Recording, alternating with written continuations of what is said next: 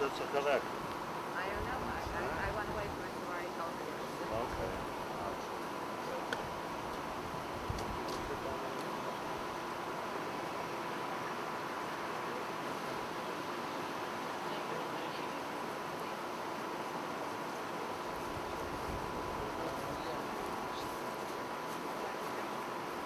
Be careful.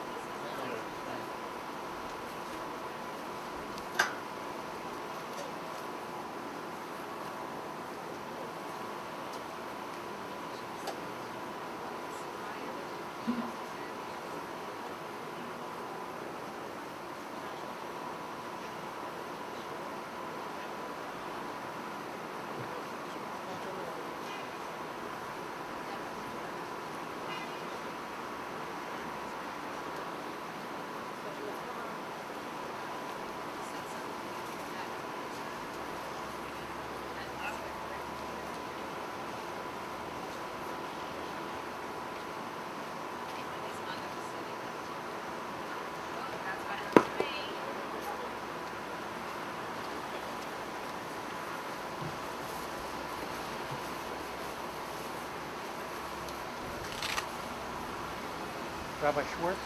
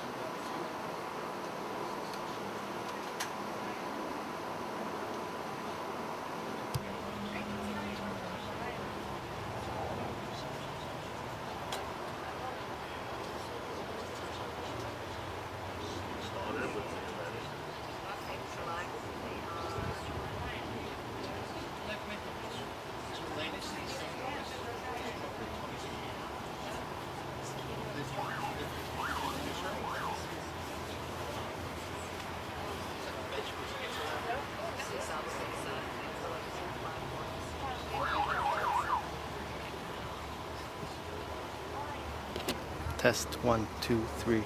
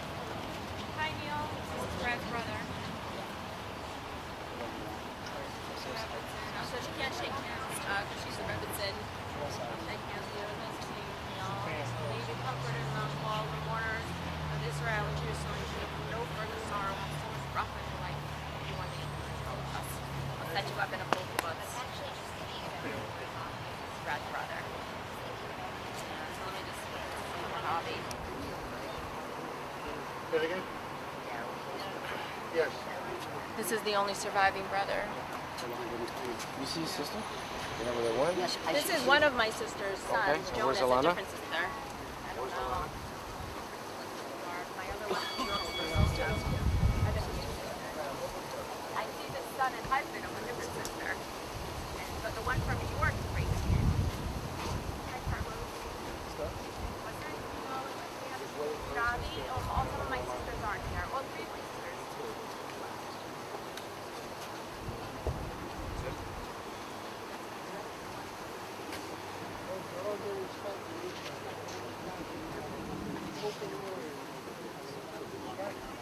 Hi, Rabbi Sack.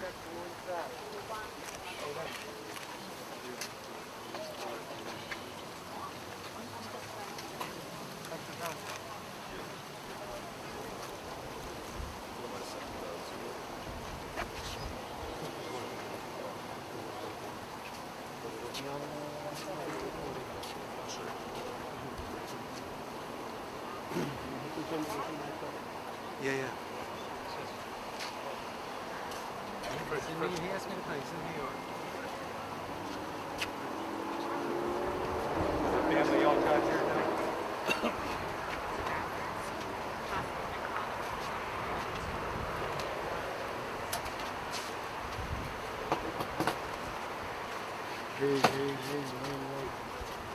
Wait. One second. Mark, you ready? All right, I need 4 people. Sir, can you move that camera out of my way? No? Okay. Wait.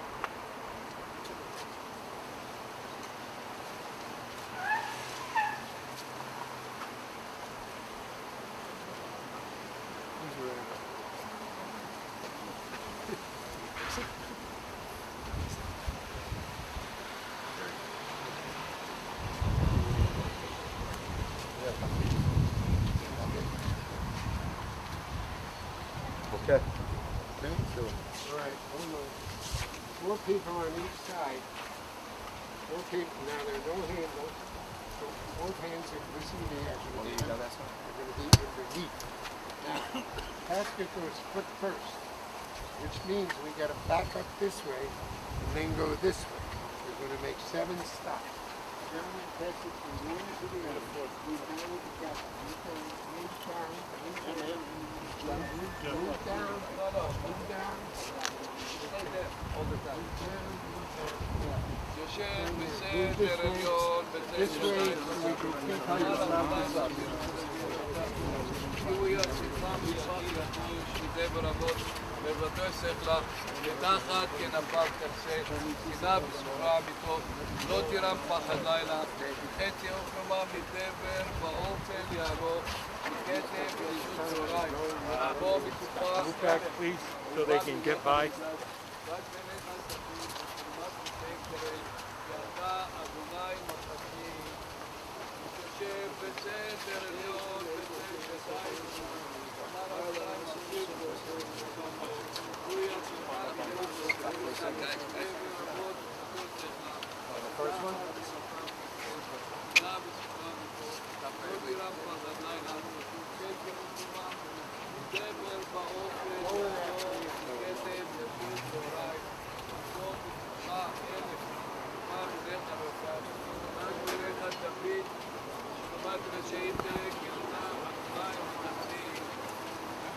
בסתר עליון בצל שתיים אמר אברהם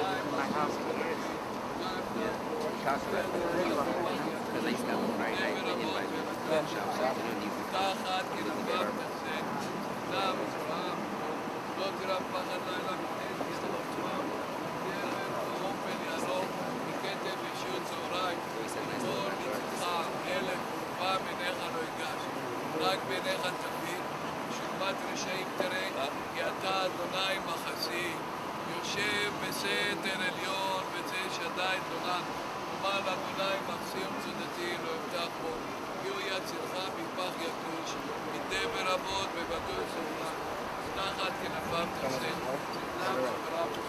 לא תירם פחד לילה מחצי עוקומם מדבר באופל יערוך מכתב ישות צהריים מפה מצחך אלף ורבה מנך רק בניך תמיד ושלמת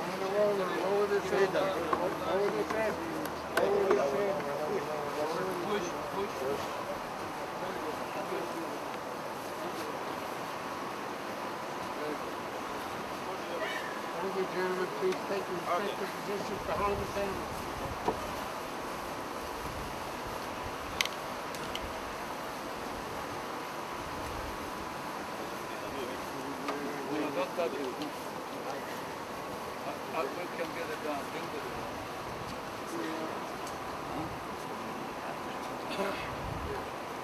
Lower it a little, Rabbi. Lower it a little. All the way. Okay.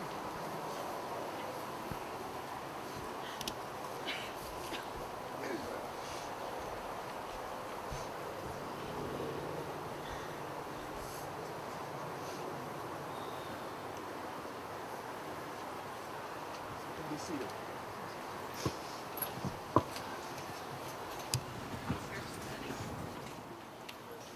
We'll start with some Tehillim. Rabbi Bauman, Rabbi Kalman Bauman from Yeshiva Terasai. Excuse me. Rabbi Nyman from Yeshiva Terasai. Excuse me. אשרי איש אשר הלך בצד שוהם ודרך חתום לא עמד ומשה בעצם היושב כי אם בסורס אנוי חפשהו בסורסו יגה יומם פגויהם לא כאיז שעשו הפגי מוים אשר פריו היתי בעיתהו יוגעו לו היבוהו וכל אשר יעשה יצליח לא כן הרשעים כי אם כמוס אשר תתן רוח כן יקומו ראשון במשפט וחתום בעדת צדיקים, כי יודע אדוני דרך צדיקים בדרך ששוהם עובד.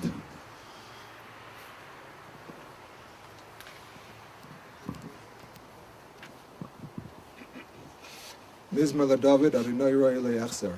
B'nei Stashi Abitzeni al mei menuchas Yina'aleni. Nafshi Yesheva v'amcheni v'maglei tzedek l'ma'an shemoi. Gam ki elech v'geitz al moves lo ira ra ki ata imadi. Shivtecha umishantecha hema yinachamuni. Tarech lefonai shulchan neged tzereroi. Tishanta v'Hashem en roishi koisi rivaya. Ach toi v'chesed yudefuni kol yemei chayoi. V'shavti beveis arinoi la'orech yamim. A song of David, the Lord is my shepherd, I shall not lack. God causes me to lie down in lush pastures. God leads me beside tranquil waters. God restores my soul and guides me in righteous paths for God's name's sake. Though I walk through the valley of the shadow of death, I will fear no evil, for you are with me. Your scepter and your staff, they comfort me. You prepare a table before me in full view of my adversaries. You have anointed my head with oil, my cup overflows. May only goodness and kindness pursue me all the days of my life, and I shall dwell in the house of the Lord for the length of days. We ask Avi to come up and say a few words, please.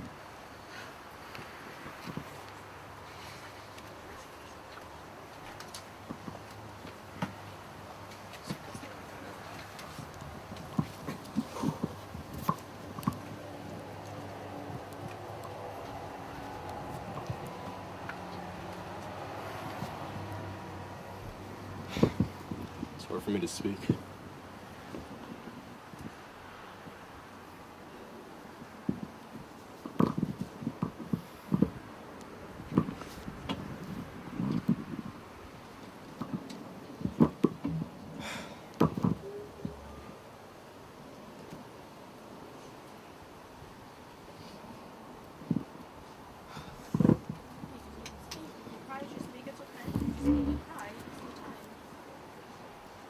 I want to start off thanking everyone for the outpour of support, tefillot, you've shown to me, my dad, my family, and the entire community going through this.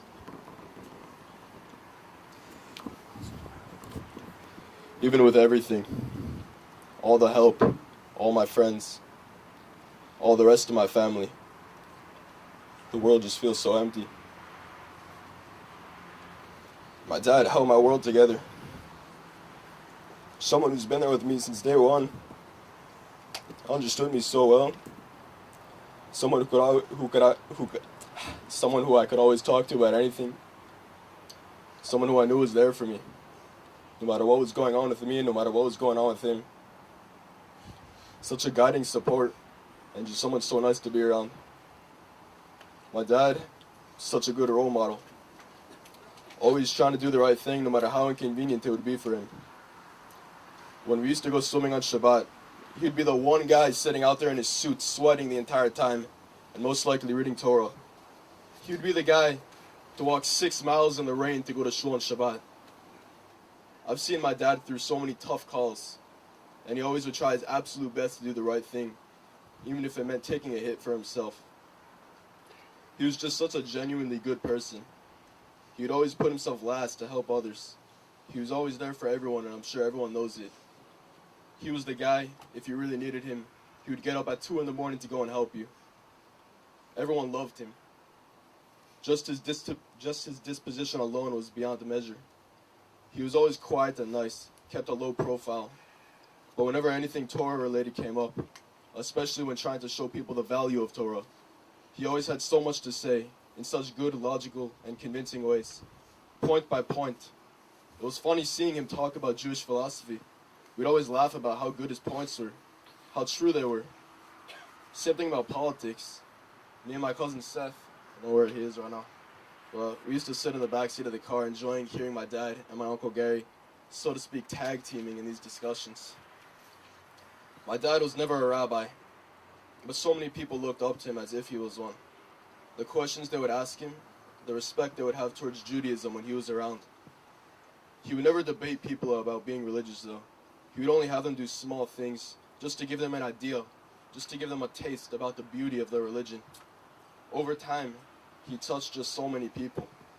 He was able to both blend in and inspire more yeshivish communities as well as the more secular ones. He was just so perfectly well-rounded. He was a Ben Aliyah. He started off as about Teshuvah, and by now, he already finished the entire Tanakh, would study Chumash in depth every week, would pretty much know everything on the Parsha, knew most stuff he would say on Friday night of our Torahs, and he would even comment further. He studied tons of Jewish history, and by now, he was already well on the way to finishing Shas. and started the goal with me personally to finish the entire Mishnah Berurah. Every day he would improve step by step and never let his discipline down. I had the wonderful opportunity to learn with my dad every week for about an hour. Happens to be it all started thanks to never doing a halacha class I had for Rabbi Dreyfus. Just never did the work, never took the class, and eventually I was just like never doing it. My dad was like, all right, I'll just do it with you. So we did that, we enjoyed it, and we ended up, from then on, we learned every single week, and for a lot of the year we learned twice a week. So that's 2 hours. The learning was always so casual and enjoyable. We'd always take out such good lessons after every time we spoke. Not just one, but usually a few. Didn't matter whether it was Gemara, Jewish philosophy, or halacha. My dad and I would always learn in a way that would put a positive spin on everything, no matter what it was or what it said. I look up to my dad as such a well-rounded person. So smart, so knowledgeable, so dedicated to Judaism, yet at the same time was totally normal and balanced everything like fun-related and Torah-related so nicely.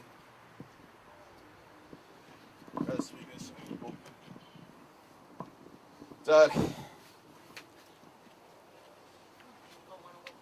you were an inspiration.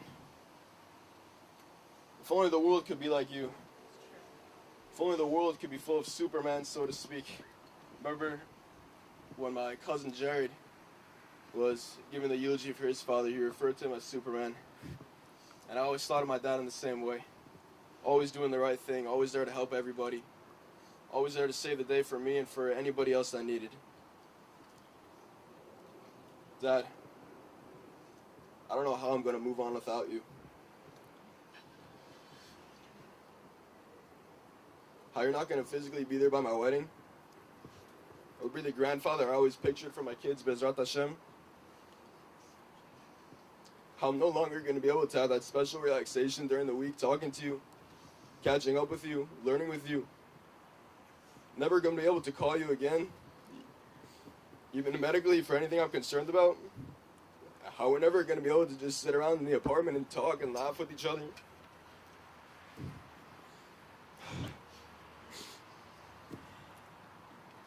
How we won't ever go paddleboarding again on those random Sundays. No more Friday night meals with you. No more davening in the morning by your side. No more games with you where a lot of times you'd be slightly smarter than me and it would get pretty competitive. Sometimes I'd get you though, like that time I beat you in chess and then I played Uncle Gary like 2 days later and he literally played the exact same moves for you, move for move, and I beat him the exact same way at that restaurant and we're all cracking up.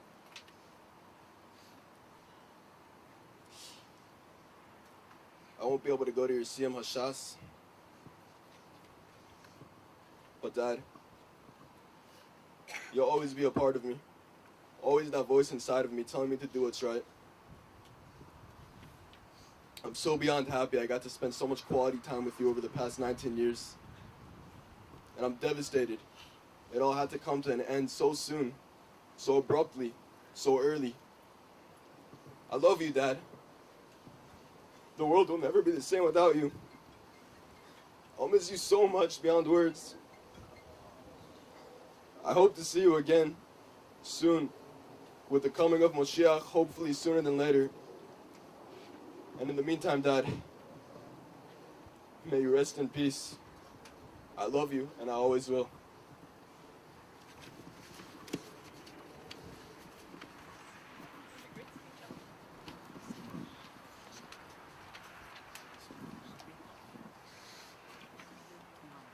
Michelle?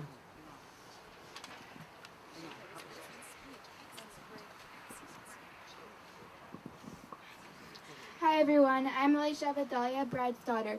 I want to start off by thanking you all for coming today to honor my father. I want to thank all the fire rescues, police department, search and rescue dogs, search and rescue team, especially the Israelis, the mayor of Surfside, the mayor of Miami-Dade, all the volunteers at the community center, Hatsala, therapy dogs, Chesed Shel Emet members, especially Mark Rosenberg, my family and friends, especially Natasha for bringing all the art supplies every day, and my Aunt Lonnie for helping us and being there every day.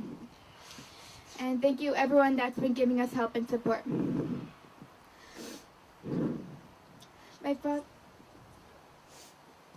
My father is such an incredible person. He was so kind and loved helping others. Everyone who met him loved him. He was an orthopedic doctor, so he would constantly run to the hospital to save someone, even if it meant waking up in the middle of the night. He was so positive and always looked on the bright side. He was the most kind and gentle person I've ever known. My dad was also very athletic. He loved running, swimming, bicycling, and etc. We both liked to go swimming in the ocean and looking for shells when the water was clear. He was also a very spiritual person. He was a Baal Tshuva, and he went to meetings and learned Daf Yomi every day. Every Shabbos Mevarachim, he would say the entire book of Tehillah. Important lessons I learned from my dad was to always stay positive and give people the benefit of the doubt. To stay calm under pressure and try to get good grades. To not stay on your phone 24/7 and get out and do an activity. His favorite saying was, "Let that be the worst thing that ever happens to you." My father is also very smart. He loved board games that require thinking, such as Connect 4, which we would always play every Friday night of Shabbos. We both loved reading. His favorite book series were Lord of the Rings, Harry Potter, and Artemis Fowl. A great memory with him was Pesach this year in Orlando. We stayed at a Universal resort, went to SeaWorld, Islands of Adventure, and Universal. We both loved going to the Harry Potter world and Islands of Adventure, and our favorite ride was Hagrid's Magical Creature Motorbike Adventure. Ever since Corona, we started cooking and baking. We would bake challah every Shabbos and cook a yummy meal. The very last outdoor activity I did with my dad was when we went bicycling along the beach path on Father's Day, which was the Sunday before the collapse. There's still so many things I could say about him, but we don't have all day, so I'll wrap up this speech by speaking directly to him. I love you so much, and I always will. You're the best father anyone could ever ask for. Thank you so much for everything you have ever done for me, and I'm grateful for all the times I had with you. I will miss you so much.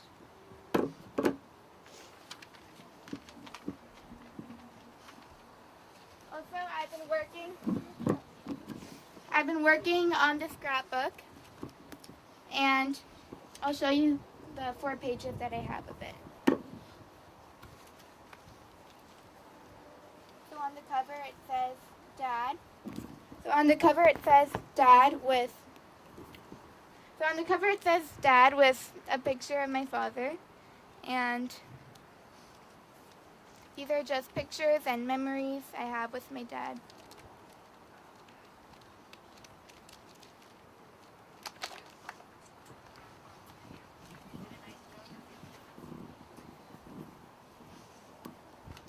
Debbie Cohen, Brad's mother.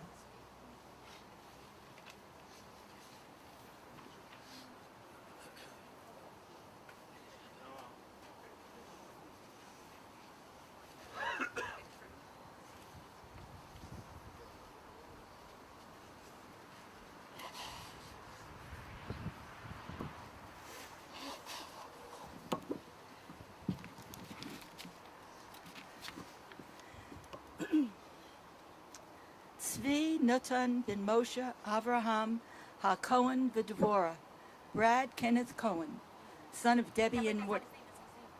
That's Gary's name. He's Yaakov Ruby. Yeah. That's Gary's. Yes. Don't worry. Oh my gosh. Okay, sorry about that. Yes.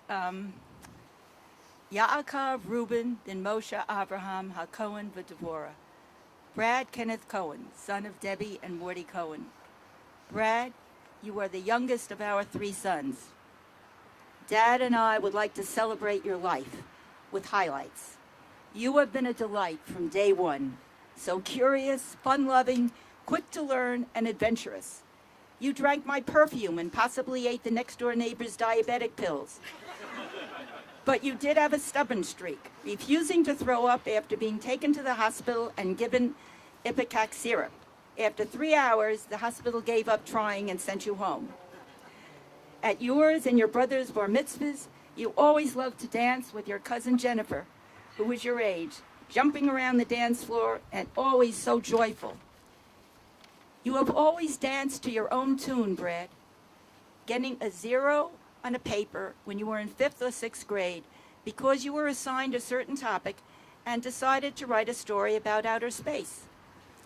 While your older brothers, Gary and Neil, took up Aikido, the art of self-defense, tennis, and ping pong, You, on the other hand, immersed yourself in swimming and music. You swam competitively and played the trombone both in high school and college. After graduating from Williams College, like your dad, you were accepted at the University of Cincinnati Medical School, did your internship at Stony Brook University and your residency at Thomas Jefferson University in Philadelphia. I have been active in Hadassah for most of my adult life. At a national convention in Washington, D.C., I met a woman from Cincinnati and told her that you, Brad, would be entering med school there in the next month. Immediately, she replied, "Give me his number and we'll have him over for lunch." Little did I realize that that meeting would have a profound effect on your lifestyle, Brad. The father, a child psychologist, took you under his wing and brought you to his Orthodox synagogue on a regular basis. Returning home from med school, you told us you wanted to be kosher. Upon encountering a man in Chase Bank who was wearing a kippah, he happens to be here today, I asked him if he knew of an Orthodox synagogue nearby Dix Hills, Long Island. He told me he was the rabbi of a synagogue close by, and Brad was welcome to come to his services. Well, Brad, not only did you become kosher, attend services every Saturday, but even influenced me to kosher all my dishes so we could all be kosher under one roof. You have always thrown yourself completely into any of your endeavors, and we applaud you for that. Religious observance has become such a huge part of your life that it's amazing that you still have time to swim regularly, run marathons, develop your practice as an orthopedic surgeon, spend quality time with your two fantastic children, Avi and Elisheva, and be there for your parents. You are kind, so smart, extremely well-versed in the Torah, can fix almost anything, and are even currently taking a Daf Yomi course that lasts for 7 years. Every Sunday, you take time to study with your son Avi, who is studying at a yeshiva and working at a kibbutz this summer in Israel. As doctors, you and your brother Gary have always been there for us, taking turns coming into New York City to be with me when your dad was being operated on at Columbia Presbyterian Hospital, and more recently, giving me moral support when I fell and broke my elbow coming out of Walmart. You hopped into your car immediately and drove the hour and 20 minutes to meet me at the hospital. You both had numerous conference calls with us discussing medical possibilities, once even in front of the paramedics trying to convince your dad to go to the hospital. In the past year and a half, you and Gary have become even closer, with you, Brad, influencing your brother to become more religious, and Gary sharing his culinary expertise with you to enhance the dinners you create with Elisheva. Brad, you have brought such joy into our lives. We have loved you so much for 51 years and would give anything for this terrible accident not to have happened. You will live in our hearts forever. You and your brother Gary mean the world to us. We are so proud of the man you have become. Neil, your dad, and I will miss you and Gary so, so much. Brad and Gary, you two are our everything.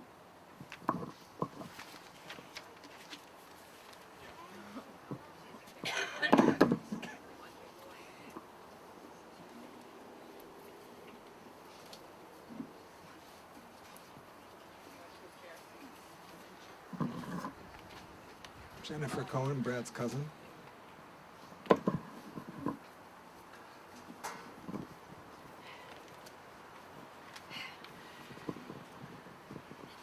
So many things have already been said about Brad, about he was so smart and intellectual, and he was a great athlete. He was curious about just about everything. He had a great sense of humor. He always loved deepening his Jewish learning. He loved his family, and especially his kids. Brad and I were the same age, and when I thought about what I would say today, I really just thought I would share a couple of short little stories about Brad that probably other people don't know. When we were very young, and my brother and I would visit their house in Cherry Hill, I would sleep on a cot in Brad's room because we were the little kids together. Swimmers often want to do anything to make themselves faster, but I think it was really more of a bonding thing. One year at the end of the swim season, he said he had some pictures to show me from the divisional meet. He showed me some pictures of art because he also was curious about everything and would show me art that he'd learned about in his art history class. And then he said there was one in particular he wanted to show me, and it was a picture of him and his teammates taken from behind, all of their shiny bald heads in front of a painting that looked like more shiny bald heads. And so he just thought that was so hilarious. And when he was in medical school and I was in law school, we spent a lot of time together because we were both in Ohio. And I think I was the first one in our extended family who realized that he was on the path to becoming a Baal Tshuva. And he'd always been interested in Jewish learning and ideas, but it was during that time that he really started to deepen his knowledge and take steps towards becoming more observant.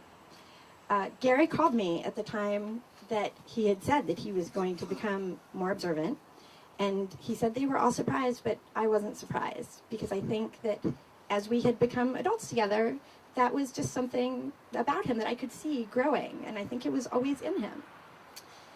And more recently, he would call me and ask me technical questions about baking, especially baking challah. And he really wanted to get an infrared thermometer to test the temperature of the challah. I think it was sort of like the robotic surgery equipment that he liked. But I think he was a little disappointed when I said that that's actually not good for challah because you want the internal temperature, so that cheaper and less scientifically exciting instant read thermometer was better. But that really sums up so much about Brad, like the Jewish learning and wanting to do everything the best way possible and the scientific way and just all of those things. And I thought that Brad and I would grow older at the same pace.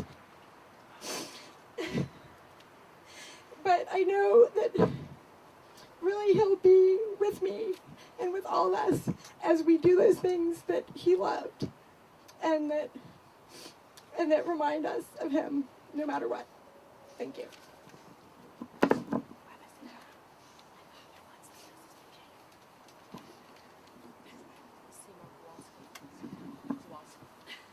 Soraya's father, Seymour Kowalski, will say a few words.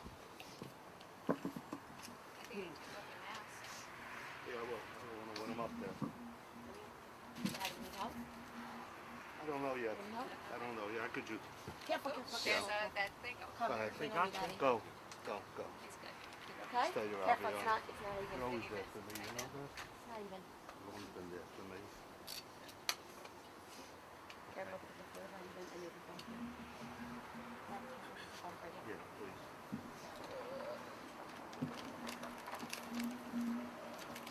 I'm not going to use the microphone.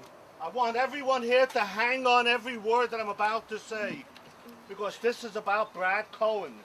Strictly about Brad Cohen. Every word is that important, because I cried enough when I wrote it, and I still cried after that. I don't know if I'll ever stop crying. When one is unable to find the right words to express their emotions or feelings, we turn to philosophers, we turn to poets.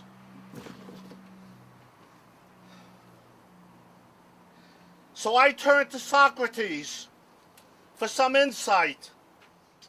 Just as the weaver leaves behind a woven coat after his death, so does Brad Cohen leave behind his name and accomplishments. For it was Socrates who said, the soul is immortal. It's immortal. The body is destroyed, but the soul remains. I do believe this to be the case with Brad Cohen. He is among us right now, marveling at how many people came. So many people came to show their respect. It was a rabbi last week who had commented that he was a tzaddik. He was a tzaddik. I knew that. He was the personification of a person with a perfect character. He was a person who brought nachas to his parents, brothers, wife, and children. And beyond that, to Klal Yisrael and humanity at large. That was Brad Cohen.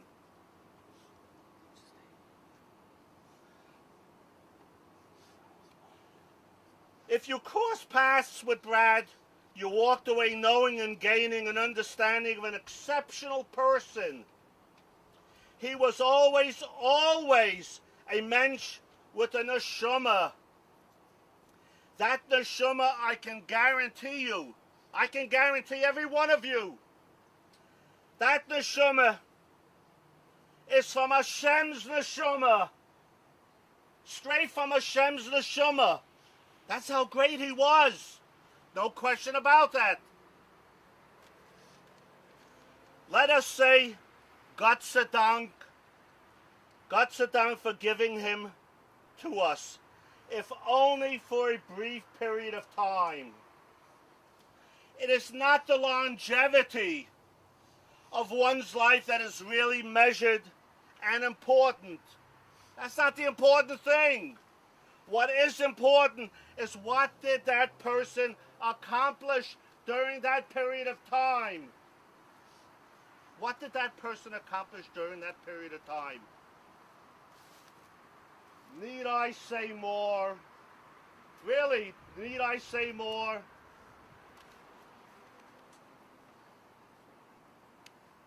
Thank you.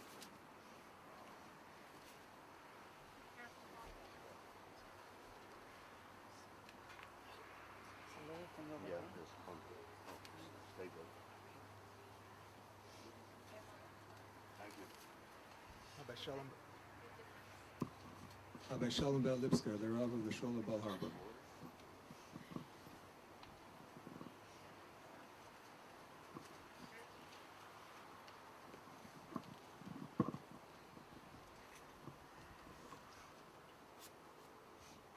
Yaakov Reuven ben Moshe Avram, Cohen. We have to ask you forgiveness because eulogies are very limited. We do not say what may be appropriate, but we say whatever we can from our limited perspective.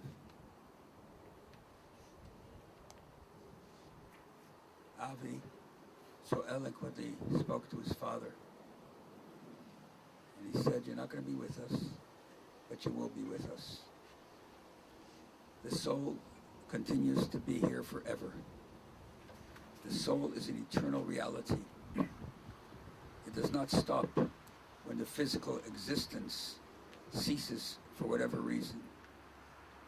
So your father is not only with you, but you and Elisheva, with your extraordinary faith until this last moment, caused thousands of hours of people reciting the most impactful prayers to Hashem, the words of King David.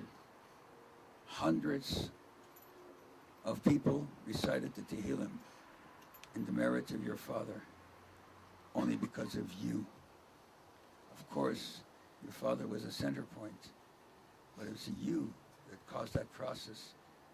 Instead of asking questions at that time, instead of being doubtful at that time, he said, Hashem, I'm not taking anything for an answer. I need you. And you pray to him. I have never, in my 52 years of being a rabbi, experienced anything of that nature. There's a reason that this last rites of your dear father, brother, son, dear friend is coming at this time. at the end of the process of all of these extraordinary human beings, people, stories, lives, books, histories have been extinguished because your father was very special. He was not only a congregant of the shul, he was a dear friend and shared with me many aspects of his personal existence. Most people don't know that. Your father was not only a tzaddik, he was an aesthetic. He lived in a higher realm. He lived in a more spiritual dimension. Every time we talked, his objective was how do I connect higher and deeper and more significantly. In his life, everybody has challenges, as did he. But he didn't deal with the challenges, he only dealt with the potentiality of his growth. That special, unique feature was so unique that it transcended everything. Every time I sat with him, which was many, many times, together with your mother and separately, every time, our conversations inspired me. Our conversation showed me a human being that did not grow up as a rabbi or as a religious Orthodox Jew, but entered into a space that is exclusive, only held for special people. B'nai Aliyah, like you mentioned, men of elevation. He was a man of elevation. And I just have to comment for a second on the warm words and the meaningful words that his, so to speak, father said in regards to Socrates. And I only saying this because Brad would want me to say this. Socrates did not come to that conclusion on his own. He learned it from Jeremiah. Socrates was around when the great philosophers studied under Jeremiah in Egypt, because the concept of the soul is not available to evolutionists, to theorists, to scientists. It's only available to those who believe in the holy source of Almighty God. And so this day is a sad day for the whole community. And he waited to be the last, so to speak, to have his funeral. You know why? Technically, and I'm sure that you know it already, his body was found 9 days ago. 12 days ago, Sarita says. But nobody was notified of it. Why not? With all the sophistication that exists, you could have been notified right away. But your dad was the kind of person, he said, like we read in this week's portion, Moses had not gone to Israel. He led the people for 40 years. He dedicated his life to the Jewish people. He was self-sacrifice for the Jewish people. But he remained in the desert. You know why? He said, I'm not leaving the 600,000 Jews that I came with. I'm only going to leave them when Mashiach comes. And so, Brad, he said, I'm not going to be first. I'm going to make sure that every one of those that were with me are going to be taken care of before I am ready to go. He didn't go 9 days or 12 days later because they couldn't find it. They couldn't find it because he didn't want to go until everybody was taken care of. Everybody was taken care of. That's your dad.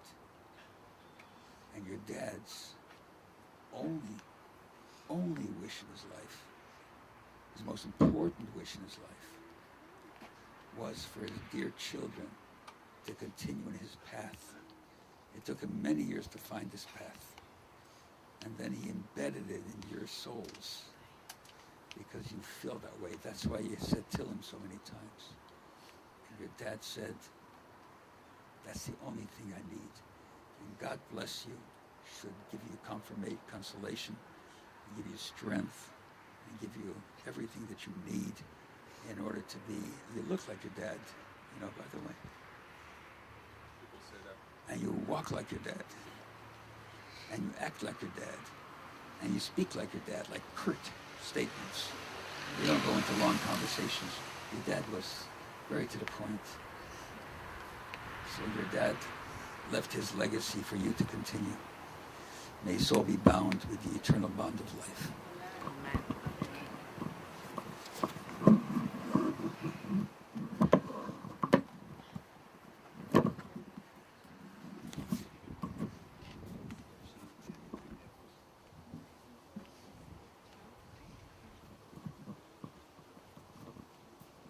Rabbi Sachs?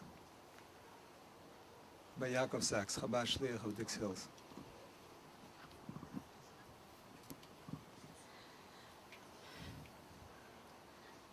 In the car on the way here, Elisheva asked me to say a few words, a little bit about Brad. So I'm not speaking as one person. I'm speaking on behalf of Dix Hills, Long Island, where Debbie and Morty had Gary, Neil, and Brad. Where Brad and Soraya came to our shul, and Dad used to bring you to. So I'm speaking on behalf of the community. Literally, thousands of texts, hundreds of emails, and countless of Facebook posts saying, I'm so sorry. And I'm thinking to myself, I'm not a relative. I'm not a relative. Why are you saying sorry to me? And then I realized they were saying sorry to you through me. So I bring their best wishes. I met Brad, I think, in 1994, where Deborah, Brad's mom, she introduced Brad to me because Brad wanted to have a Shabbat environment. So Brad came for years. He slept in my house together with my wife Zoe, and he ate at my house, he slept in my house, and I learned many things during that time. I learned tenacity. It was very hard what he was doing. The actual job, the study, and the physical energy it took, but Brad persevered. I learned that Brad did not waste a moment. They hazed him for 18 hours a day in the hospital. On the way back from the hospital to my house, he used to listen to a Torah tape. Must have been exhausted. But he had very little time. I also learned that he could fall asleep like this. Before the fish, after the soup, after the main course, and after dessert. He used to fall asleep. Brad was incredibly brilliant, incredibly. You know, they say, "Mi talmidai yosemi kulam." I've learned from rabbis, I've learned from colleagues, but from my students, I've learned the most. And that is true about Brad. He made me think. He made me digest and contemplate and cogitate various concepts because he asked. And he wasn't afraid of asking, and he wasn't afraid of getting to the truth. And he would fight you to get to the truth. But that doesn't make sense. Explain it again. I also learned that to be an excellent swimmer, you have to shave. He told me, try it.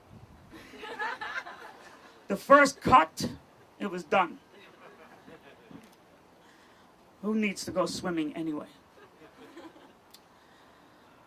So on behalf of Zoe, myself, Dix Hills, the Jewish people, the Lipskers, Choshev Rabbanim, family, etc., may Hashem comfort you. I don't know how, I don't know why, but He will comfort you. And I know I recently lost my sister, very young, younger than Brad. And someone told me something at Shiva that I want to share with you that resonated with me. My sister was 48, no notice. And somebody said to me, you know, if you look at a candle and a candle flame, they burn generally 2 hours, whatever it is, unless the wick is longer and the flame is brighter. And then it burns quicker and is extinguished quicker. Brad was a powerful flame. Brad was, he was just luminescent. Brad was just shine, his glory, his energy, his power, his study, his knowledge, his persistence and tenacity on all of us. Brad is a spotlight on the Jewish people. I asked for forgiveness. It took 3.5 weeks to find you. Terrible. But you're at rest now, peace now. Please be a vanguard in heaven.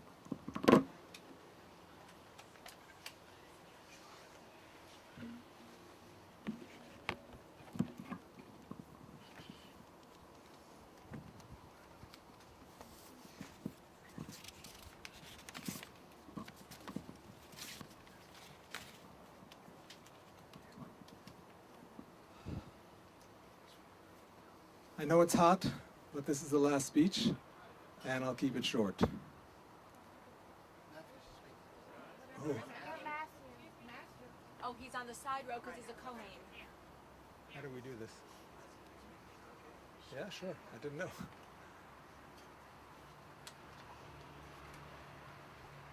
All right, I'll try to keep it quick. I didn't know. I'm sorry. That's all right. Here. Can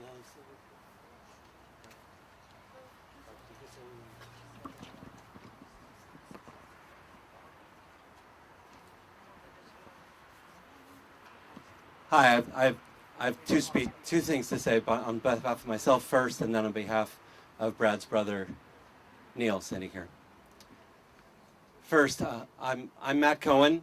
I'm Brad's oldest cousin, but I'm also Matthew. I've known Brad my entire life, and he's always called me that, like most of my family who knew me before high school. Brad and his two brothers were my only first cousins, and I wanted to share a little bit about what I've learned from him. As he and his life have been on my mind over the past few weeks, I've thought about a saying that surgeons have about the best way to understand a procedure. See one, do one, teach one. Now, many in our grandparents' generation came from large families, but our grandparents, Lily and Harry Cohen, had just 2 children, Brad's father, Morty, and my father, Paul, Lev Shalom, his younger brother, who passed away in 2008.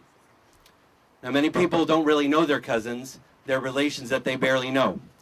But our families gave Brad and us a wonderful gift, each other. We spent a lot of time together as kids, and time together is what turns relations into family. Many people knew him as an intensely private and quiet person, but he was wonderful at sharing. He loved being around and talking with people. It's just that those things didn't come easy to him. His focus was inward and on the deep meaning that comes from close relationships. My early memories of Brad are of playing in our grandparents' backyard in Great Neck, New York. He seemed like a little kid then. Brad was a year younger than me, and when you're 5, that's a big deal. But as we grew up, that gap disappeared. Brad has always been a scholar in the original sense, from the Latin scholaris, meaning student. He has had many loves, but initially he loved learning for its own sake. He was always incredibly talented. Many things seemed to come easy to Brad, academics, athletics. At the same time, he was learning from his elders what he felt was expected of him and becoming incredibly thoughtful. But that wasn't enough. He always wanted to do the right thing, but also what was right for him. As his mother, Debbie, just said, at one time he was in school, he was giving a writing assignment, and he simply didn't want to do it. It wasn't enough. I want to write my own story, he said. Brad's family has always been competitive, but he gravitated towards individual competition. Rather than following their love of tennis, he joined the swim team. And he and I were both runners, and he appreciated the same things about it that I did. To see how well you could do, to focus on the effort, to try to do better than you've done before. But it wasn't enough. He needed to do what was right for him, to write his own story. When we were growing up, Brad talked about being a doctor, but he had so many interests, I wasn't sure he meant it. He made his father proud by following in his footsteps and attending Williams College. He majored in computer science, just like me. I think that part of what we loved about it was being fully focused on something, immersed in knowledge while the rest of the world falls away. Scientists call this the flow state, and has been described as one of the core things that make people happy. I remember talking to him right after he graduated. I had my first technology job, and he told me he was leaving behind computer science to go to medical school. I didn't understand it at the time, but he said it wasn't enough. He needed to do what was right for him, to write his own story. As we all know, he became a doer, an orthopedic surgeon, perhaps the most physical medical specialty. It was something that required all of his skills, intense athleticism, solving puzzles, connecting with patients, as well as incredible focus. He helped so many people of all walks of life, day and night, every day of the week. His work changed their lives, but it wasn't enough. He needed to do what was right for him, to write his own story. When Brad was in medical school in Cincinnati, as was said, his mother asked him to have Shabbat dinner with someone she'd met at the Hadassah convention. Most of us would have said, "Sure, Mom." But it should surprise nobody here that he said yes, and he meant it. This led to him discovering the life of the observant Jew. He left behind the pursuit of knowledge for its own sake, and all of his intensity, his incredible focus, became a search for meaning. After that, he was still Brad, but he was also Yaakov. During this time, I studied our Jewish heritage in my own way. I have always had a particular love of the perspective of Rabbi Moshe ben Maimon, known in Latin as Maimonides, and to many of us by the acronym Rambam. I visited Cordoba in Andalusia, Spain, where he was born. I visited his house in Fez, Morocco. I felt he'd embodied what his scholarship could be at its best. He learned from the ancient Greeks, from contemporary Muslims and Christians, and brought it all to his uniquely Jewish perspective. Rambam famously said that there are 8 levels of charity, tzedakah. The more selfless the giving, the more preferable it is. For example, his second highest level of charity is when the giver of tzedakah does not know who they are giving to, and the recipient does not know their benefactor. Brad had strong opinions, but he was always open to learning. His search for knowledge and meaning was a private one, but he was open to sharing it with anyone. Over time, others began to seek him out for his thoughts, and he humbly agreed. I don't know if he would have ever described himself this way, but I felt he had become a teacher. This was particularly true after he became a loving and dedicated father. There were plenty of things we disagreed on, and we enjoyed debating them, but it was always grounded in our shared love of knowledge and of each other. In this way, he helped me learn to listen and to search for meaning. In that search, Brad's story illustrates perhaps the hardest problem any of us faces when we try to understand our world. Like all of us, Brad had his faults. Sometimes it's not possible to do the right thing by everyone all the time. We make mistakes. We miss opportunities. But how can such a special person and his loving and wonderful brother have been taken away from us in such a terrible way? Rambam talked about this as well in his Guide to the Perplexed, his 12th century Arabic work on his personal philosophy rather than on Jewish law. He was influenced by Asaf ben Berachaya, one of the first Jewish medical writers, and Galen, one of the greatest medical researchers of ancient Greece. Rambam quotes Galen, who said it would be in vain to expect to see living beings who will not die, will never feel pain, will move perpetually, or will shine like the sun. He goes on to say that if we believe everything in the world has its most perfect form possible, then the defects we see are part of that perfection. If we believe that the best and most perfect being that can be formed is the human being, capable of reason, then we must know that we are living and mortal. My personal interpretation of Rambam's view is this: while we can and should focus on what we have lost, we must also remember what we have gained. Buildings fall, but they once stood. Mortal beings die, but they have lived. Brad was 51 years old. I grieve that we won't have more than those 51 years. It's not enough, nowhere near enough. But all of us he has loved, and who have loved him, are better off because he was here. The word tzaddik, a righteous person, has the same Semitic root as tzedakah. Rambam defines a tzaddik as, quote, one whose merit surpasses his iniquity. I will always remember Brad as a tzaddik. I felt he embodied what scholarship could be at its best. He learned from his many teachers, his family and friends, from college, from medical school, his experience as a son and a brother, as a father and a partner. He brought it all to his uniquely Jewish perspective. As a result of his life, many of the people he helped will do the right thing for others. These are people who Brad never knew and who will never know who Brad was. I believe that reflects Rambam's second highest level of charity, of tzedakah. But Rambam taught that the absolute highest level of charity, of tzedakah, is when the recipient no longer needs to rely upon others. We can live our lives by Brad's example, by Yaakov's example. Grieve for him, but remember what he has taught us. See one, do one, teach one. Learn the right thing, do the right thing, teach the right thing. Rely on yourself. Be someone others can rely on. Do the best you can even though you are imperfect. Love. Love again and again and again. He was Brad, but he was also Yaakov. He wrote his own story, and by sharing it with us, he has helped each of us write ours. And I wanted to add something from Neil, who felt that he couldn't stand but wanted to tell me what to say.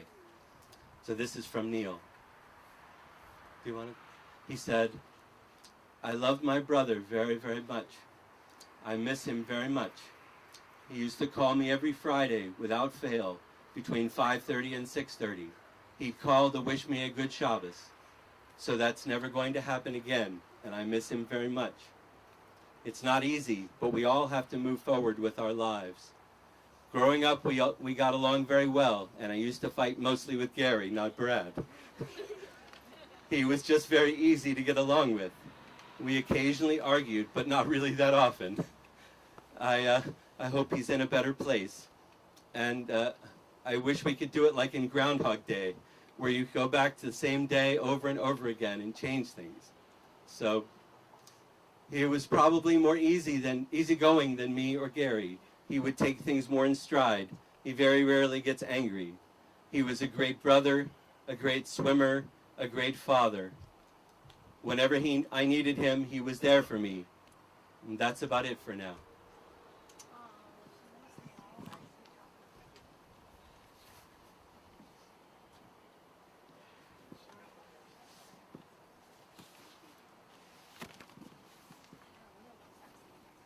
Please forgive me for keeping you in the sun for a few more minutes, but I just want to take this opportunity to say final farewell to Brad. I'm not a rabbi that does funerals very often, but I've done a few over the years, and this is the most difficult one. Brad was not just a student and a congregant, but a friend. A friend I could rely on for help any time of day or night.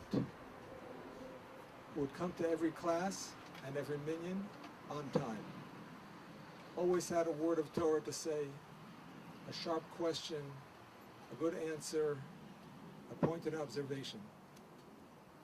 A friend who was so humble that you would never know that he was such a good doctor. And what a learned man he was. And what a kind person he was. All that changed in an instant. A catastrophic, incomprehensible, unforgettable instant. How can God do this to such a special man, and to his brother, and to so many other precious men, women, and children? Brad's brother Gary had come here specifically to honor and visit his father. And Brad was very devoted to his father. He said a mishabea for him every week. The last text I got from Brad was that he wanted to sponsor a kiddush in honor of refuah shlema for his father. And the Torah promises a long life for the mitzvah of honoring one's parents. Where is the justice? What about all the Tehillim as recited around the world for these two special brothers? Pillars of the community, paradigms of how to live a Jewish life. Healers who heal people every day, all the time. The Torah says, "Hanestoros laHashem Elokeinu." The secrets are for Hashem, our God. There are secrets that only God knows. We cannot comprehend. We cannot even open our mouths to offer an explanation. The tragedy will only be explained by God himself. When Mashiach comes and the dead come to life, we will see Brad and his brother and all the dear ones we lost. Then somehow, some way, we'll understand how and why it had to be this way. How this is one integral piece of a puzzle that leads to the ultimate perfection of humanity. Today is the 10th day of Menachem Av, nearly a month after the collapse of the Champlain Tower South. It's no accident that the funeral is taking place today, the day after Tisha B'Av, the saddest day of the year in the Jewish calendar, the day of the destruction of the Beis HaMikdash, the day of national mourning and multiple incomprehensible tragedies. The law is that Tisha B'Av begins with very severe mourning. We sit on the floor, we cry, we don't study any Torah. But in the afternoon of Tisha B'Av, the mourning becomes less intense. We can sit on a chair, we can start studying some parts of the Torah. And at night, the fast is over. We still have some laws of mourning that last until midday the next day, just a few hours ago. But how can we stop mourning for the Holy Temple? How can we ever forget it? The answer is that there's a time for everything. There's a time for mourning, and there's a time for rebuilding. When the pain is intense, all we can do is sit on the floor and cry. But then God gives us strength, and slowly, slowly, we must get up and rebuild. Rebuild our lives and the lives of the community, and eventually the Beis HaMikdash. Now we are still crying. We cannot imagine how life can be the same without our Cohen, the rock of his family, who loved and cared for his children, Avi and Elisheva, without end, who loved and respected his parents, who did everything for his brother Neil, who davened in so many shuls and blessed so many people, who has so many chavrusas and went to so many classes, who healed so many people, often without charge. Right now, all we can do is cry and hug and keep his family close and pray for them and for all of us that we have strength to continue. But we are sure that with Hashem's help, a time will come when we can rebuild. When Avi and eventually Elisheva make their own families and sons that they can name Yaakov Reuven, whom they can tell about their special father and shower their love on him and all their children as Brad showered on them. A time will come during the Shiva or the Shloshim or the year that we all take a lesson from Brad, to make extra time for Torah and minyan and honoring our parents and helping our siblings and helping others without a second thought. A time when we can build shuls, yeshivas, and other memorials in the merit of Yaakov Reuven HaKohen and Moshe Avram and Devorah, until eventually the building of the third Beis HaMikdash where Brad and Gary, as well as his father and brother Neil, may they be well, can serve as Cohen, and once again bless us all. May this happen speedily in our times. Amen. Abba Mendel Shagalav will recite Kel Mole Rachamim.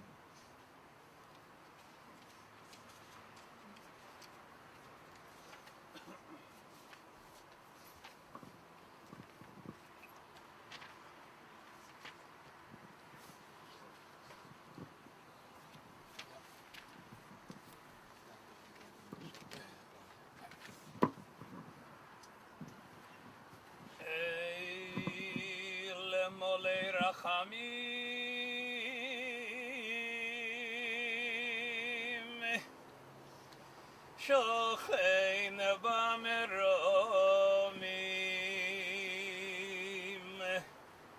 hametzei menucha nechaynal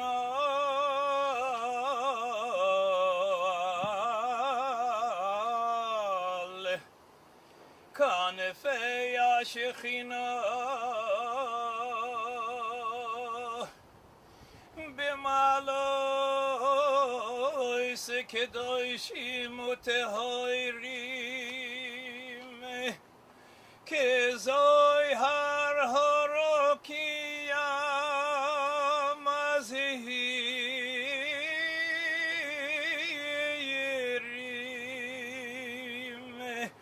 Es nishmas Yedidi v'yedid kulanu haroifei Reb Yaakov Reuven ben Moshe Avram HaKohen sheolach le'olamai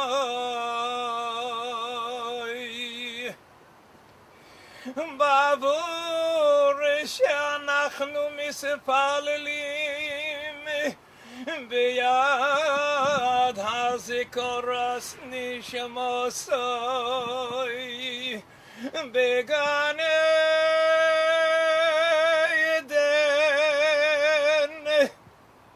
Oy tehei menuchosoi lochein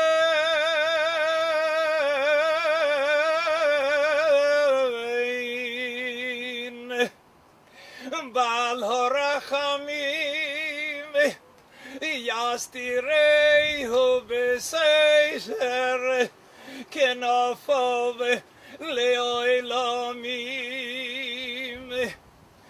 v'yitzeroir b'tzeroir hachayim es nishmosoi The dress. I think the dress, and then you can wear different shells every day. I think the dress, because I should wear different shells every day. The dress. She has to wear this for the next week. This way she can wear different shells every day. Just a bone. Here, cut the dress now. What's that? A new dress? Every time you see you, you wear the same. Cut the dress, not the shell. Cut the dress.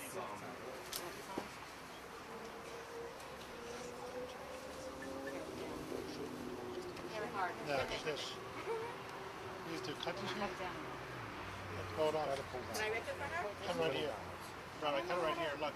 Cut it right You here. have to rip it like this. Rip it off. Oh, you got it. The other side. The other side. This is symbolic. This is symbolic from the tree on the other side. Avi just told Rabbi Sitron officially that we're burying him all tonight. So we can take him to Israel. We're burying Brad al tonight, but if his family moves to Israel, they can move him with them. Have it? That's it. Or even if we don't move to Israel, but we make our plots there, just so that we can take them with us.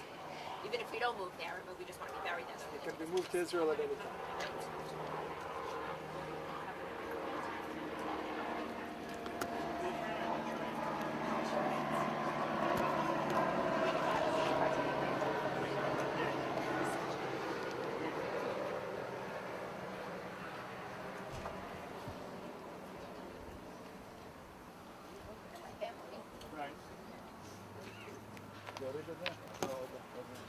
If you can stand up again, please. The mourners can stand up one more time, please. We're going to say a blessing accepting God's judgment on ourselves. Baruch Atah Adonai Eloheinu Melech HaOlam Dayan HaEmet. Amen. Okay, we're going to lower the casket now. Afterwards, everybody can participate in covering the casket. The first shovel is done upside down, and do not pass the shovel from hand to hand. Men only, please, and children should not shovel. Oh, I can't shovel? You can't shovel? Really? Man. My grandparents. She can't also? Unless she's 12?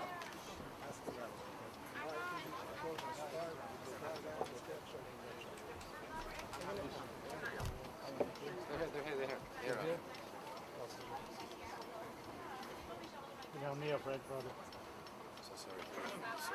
Thank you. He was my doctor. Doctor? He was my doctor. Avi. Very good. What's your name? Asher. Yeah, I'm the one that took him up with the... Oh my gosh. So sorry. Thanks.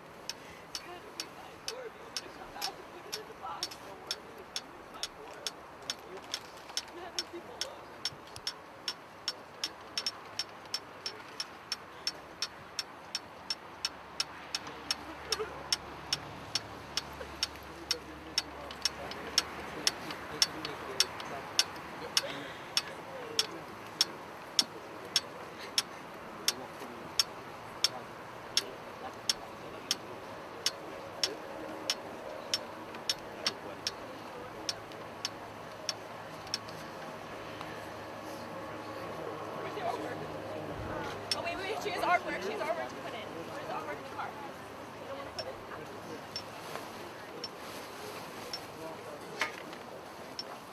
But you want to put the artwork because she left it in your car. No, I don't like it. I need some artwork. Where's the artwork? Where is it? Where's it at? It's on my seat. Okay, hurry. And the yellow folder. Get it. Hurry. I'm getting it. Alicia, it's there. The yellow folder.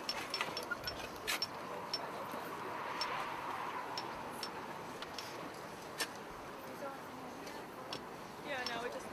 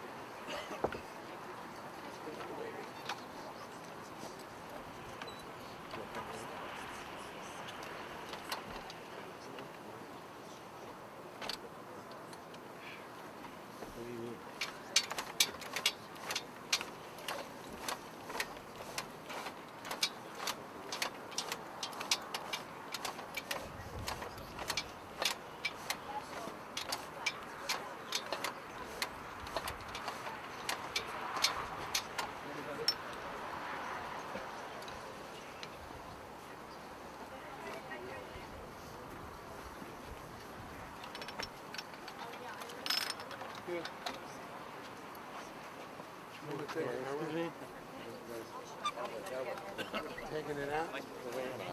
Go that way? Everybody please move over. They got to take this lowering device out.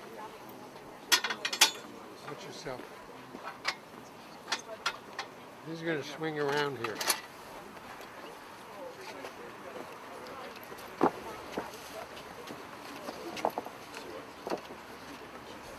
Thank you. Guys, hold on a minute. I'll sure. I know.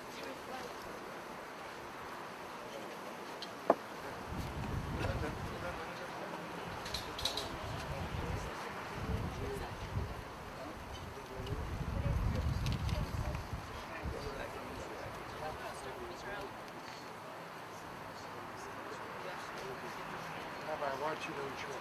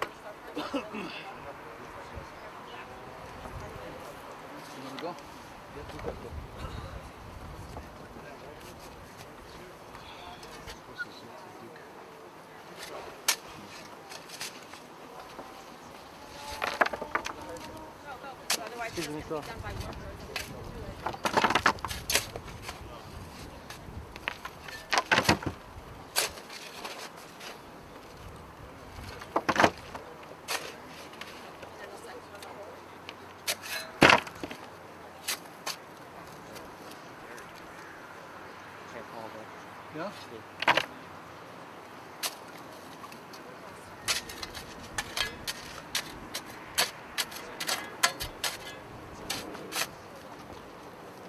Watch out.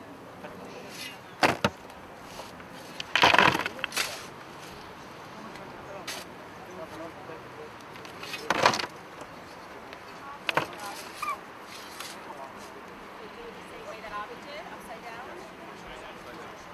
Upside down.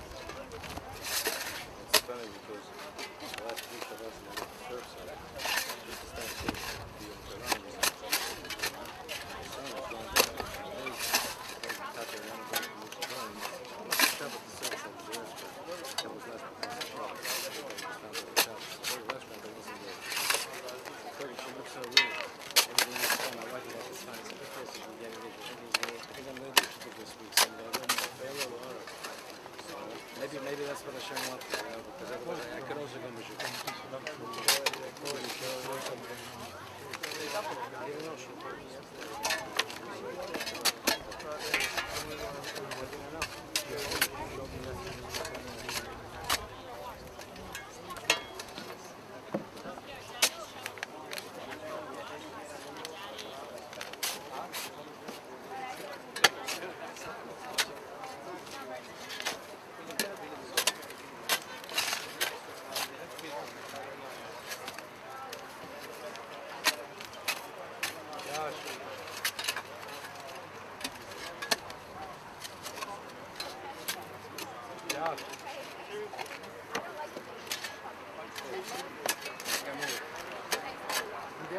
On this side of the casket. This side of the casket. See there, not on the casket. You got a shovel and get it on that side. Inside. It's very hard to get it in. No good. You gotta go inside. No, fill that up.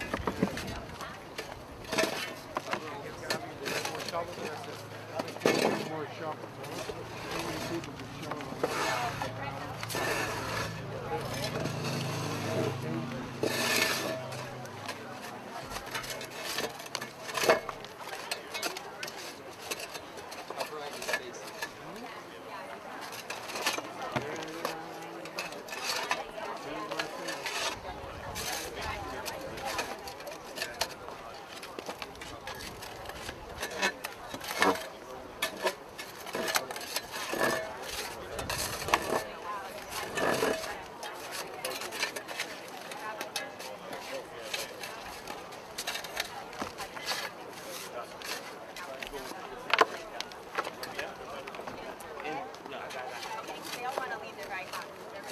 Once you get that filled in, then I'll have to use the heavy equipment.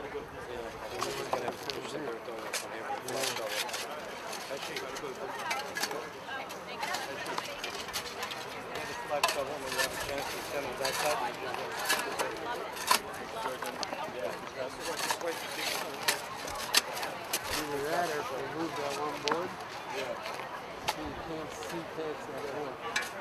So now when you stay in the day, you can...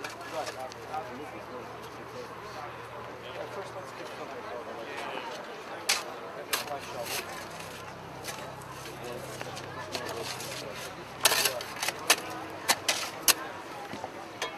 Josh, give me flat shovel for your shoes. Stand over there, go to that side, scoop it off the top, go on the side.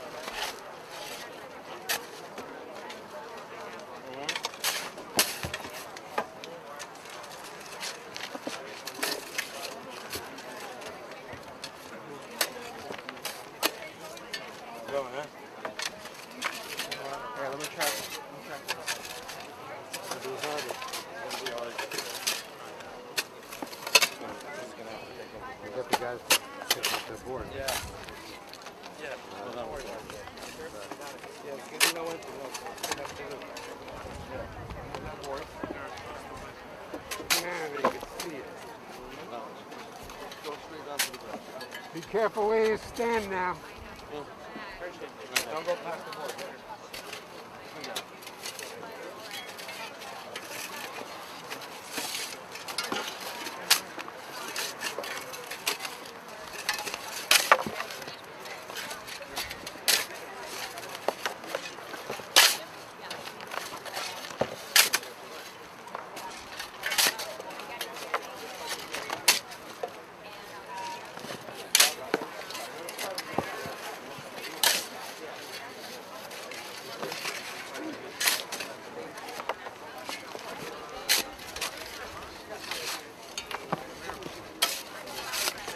What are you folks doing with all these pictures? I'm working on a story last 3 weeks.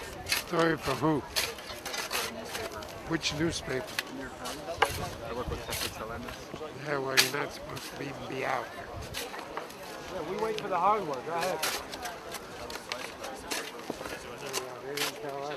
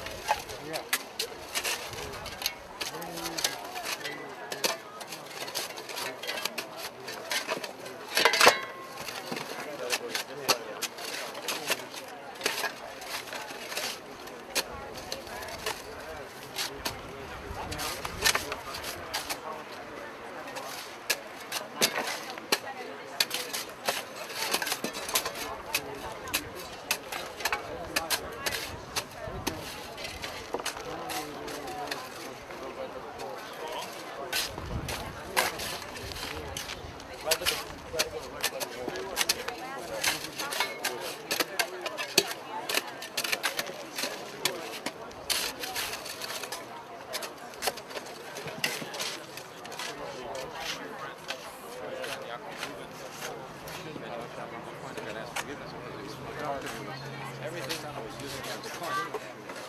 I gotta ask forgiveness just in case. Yeah, you use a coin. Maybe I'm wrong. Yeah.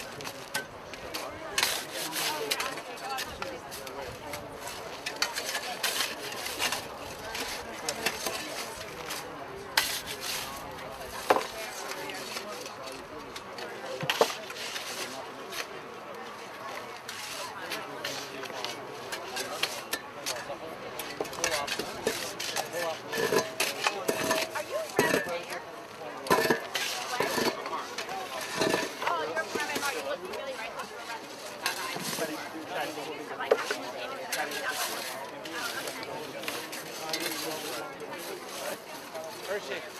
Yeah. Can we move this one right here? The wheat? Not yet. Not yet?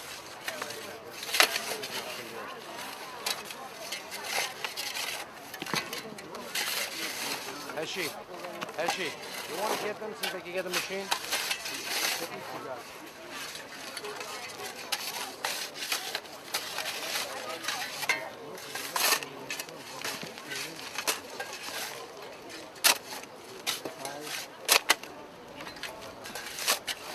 You got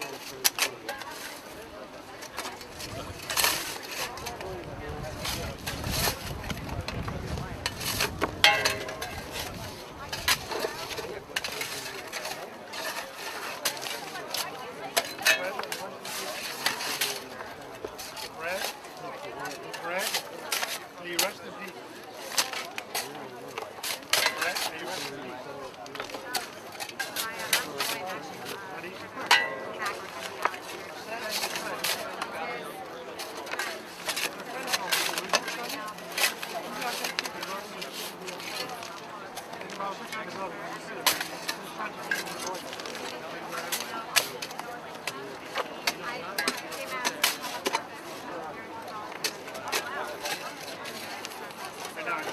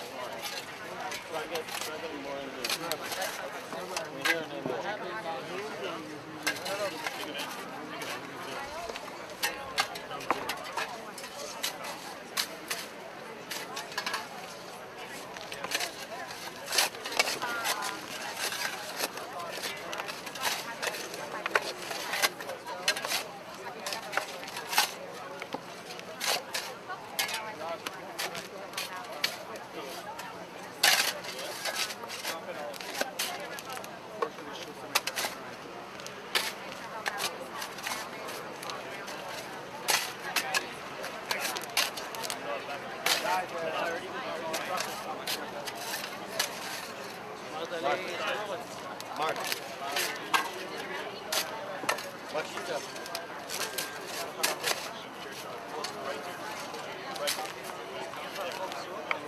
Are you good?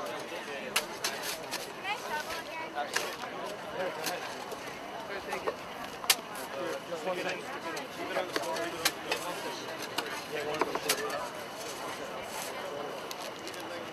Just 1 minute, okay?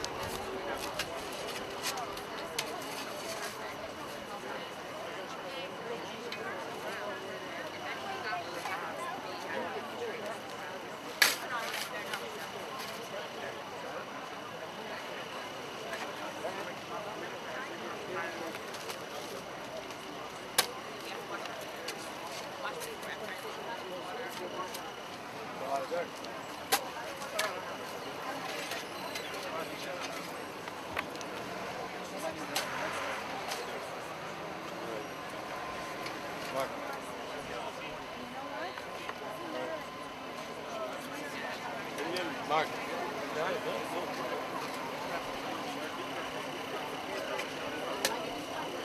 One more. Please.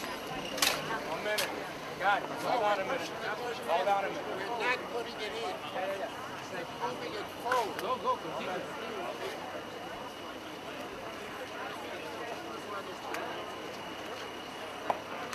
Okay. Thank you.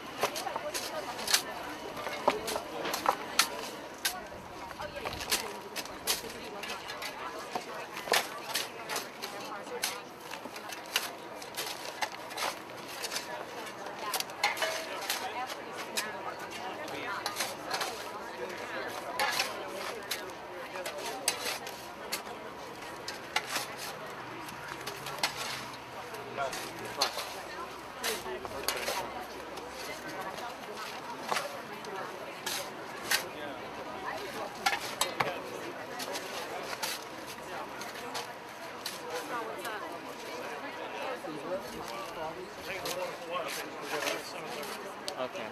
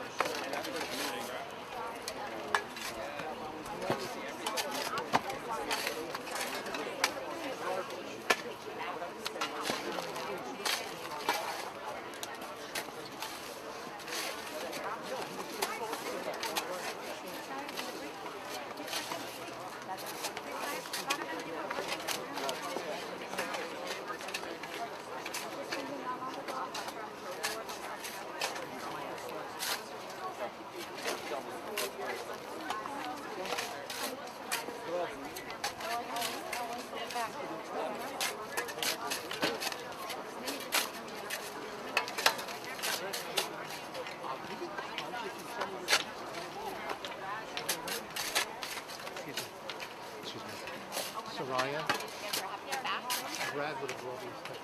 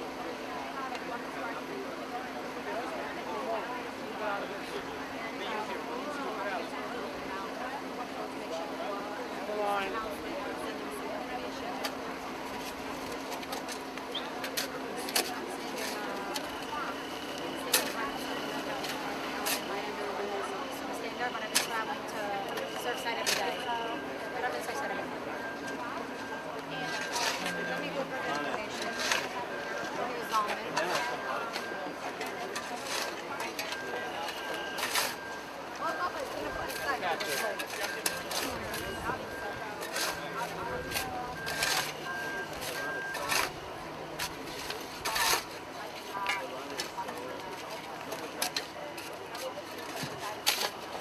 everybody, sorry. We're going to stop shouting, get your 2 minutes to say Tzedek Hadin and Kaddish and Pirush Newton Megillim. Whoever would like to stay afterwards to continue shouting is more than welcome.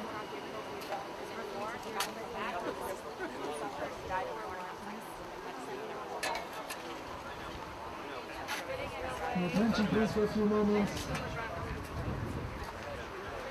Just a short prayer.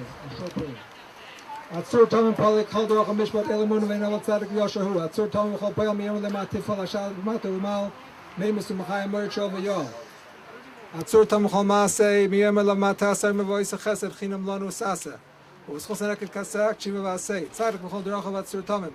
Erech Apayim Al Rachamim. Chamolna V'Chos Nal Avisuvanim Ki L'cha Adon Aslichas Rachamim. Tzadik Atar Nel Hamas Lachias Ashibad Chapiktan Koruchas Chalil L'Chaz Zichaner Limchais. Yino Enecha V'Rachem Aleinu Fekuchais. Ilchaden Arachem V'Aslichais. Adam Im Ben Shana Yiyah. Oyel Shem Yichya. Ma Yisrael Loi. Koloi Haya Yiyah. Baruch Dayan Emes Memes Mchaya. Baruch Hu Ke'emes Dinoi. V'Shoytet Akol Be'enoi. Umshalom L'Adam Cheshboyna V'Dinoi. Akol Shmoi Haidoi Yitenu. Yadanu Arnei Kitzedek B'Shpotecha. Titzak B'Recha V'Siska B'Shavtecha.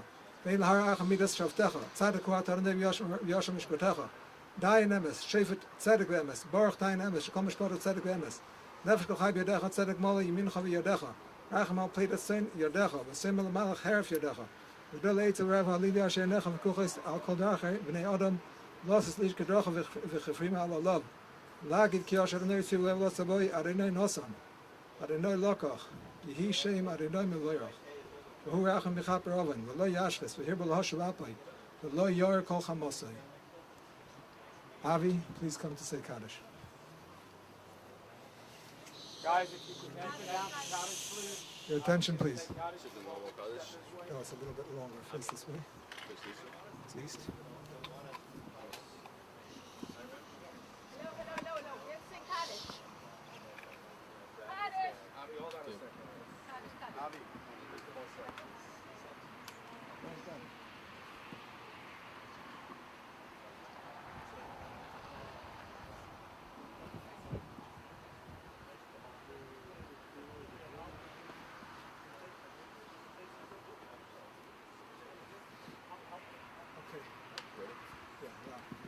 Skadavi Skadash Meraba Ramad Tuhuas Asid Liischata Ulachaya Messiah Ulas Ule Asaka Lechai Olma Ul Mivnei Karta Di Urshlem Ulshachlel Hechala Begava Ule Mekar Pulchana Nuchraa Me'ara Ul Asava Ulchanat Dishmaya Le'asra V'yamlich Kudsha B'richu Le'malchutei V'karei B'chayechon V'yomechon V'chayed L'chol Beit Yisrael B'agalavas V'makarei V'mro Amen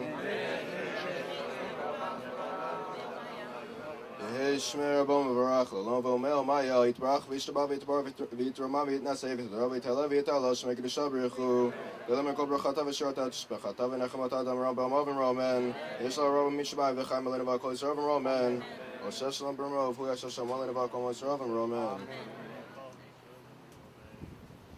We ask everybody to form into separate lines for men and women. The mourners are going to pass between the lines, just down here. Men and women separate, please. This way? No, they're going out that way. Sorry? Which coin? There's a coin.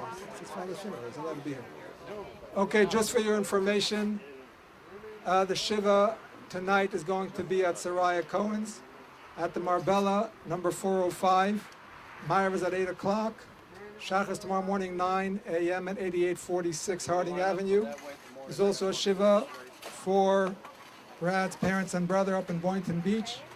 And every evening at Saraya's place from 6 to 9:30.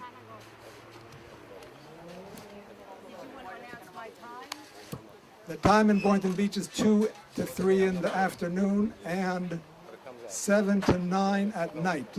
If you need more information and the address, please let me know and I'll forward you the information.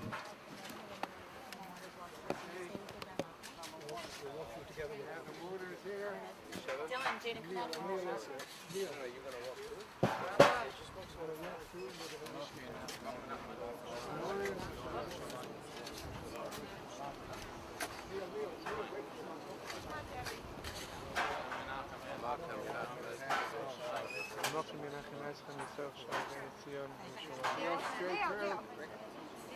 Yeah, I need a flower.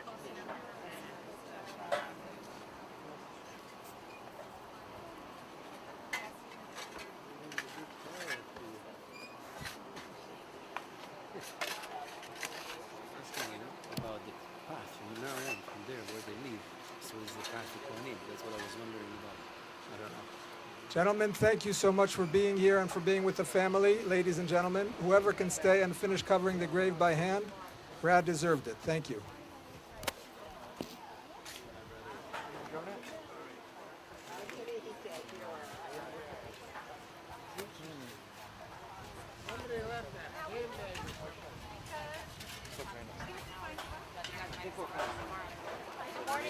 The morning I'll be sleeping. The morning meetings are a rabbi. Whenever you wake up. I'm at my house. I'm at my house. I start till 6 p.m. Okay. That's my house. She wakes up. I'm gonna get on earlier.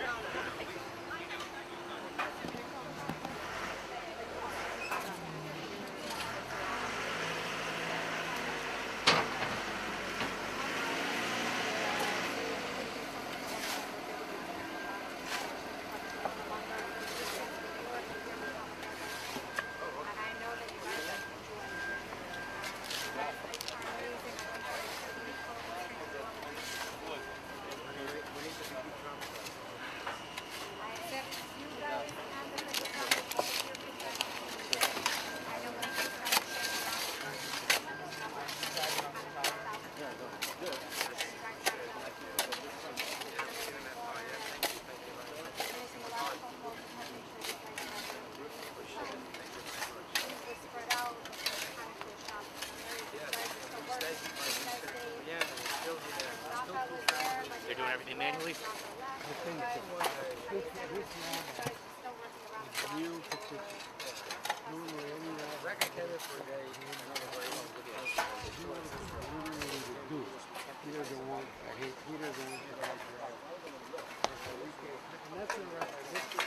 Hey, I don't care about you, the camera, man.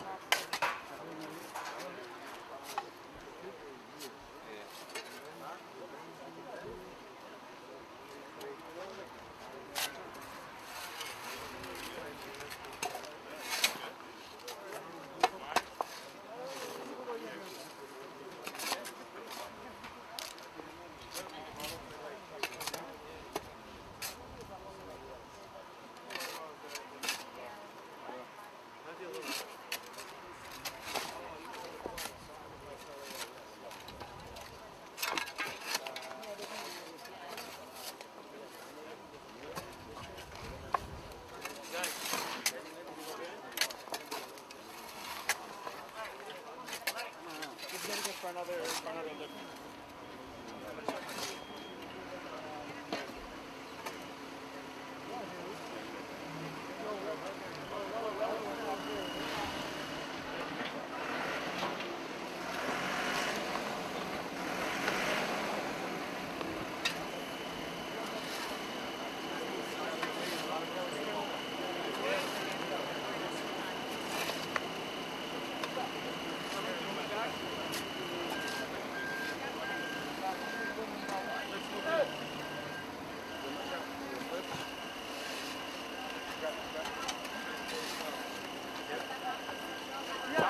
hot? Is it warm?